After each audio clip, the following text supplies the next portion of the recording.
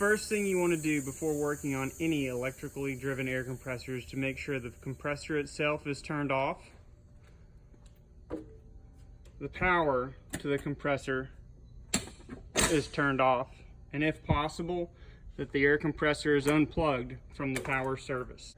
Once you feel you're sure that you've turned off the power to the compressor and disconnected any additional power sources that might operate the air compressor, you want to use your multimeter or an amp probe to check to make sure that you are sure that there is no power being delivered to the air compressor.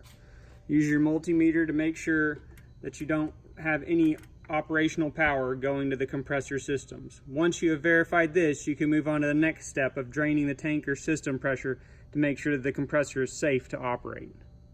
Once you've verified that the air compressor is turned off and all electrical power has been disconnected from the air compressor, you want to make sure that you drain the system pressure from the tank of the compressor where you're working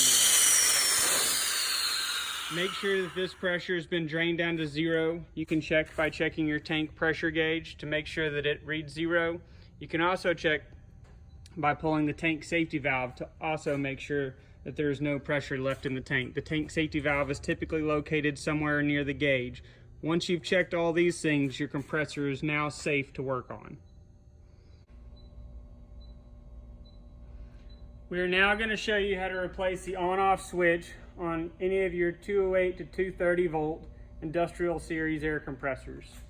First, remove the power wires, making sure to note which one goes where. It is always recommended to take a picture with your cell phone or a camera of a compressor panel before you begin working on it.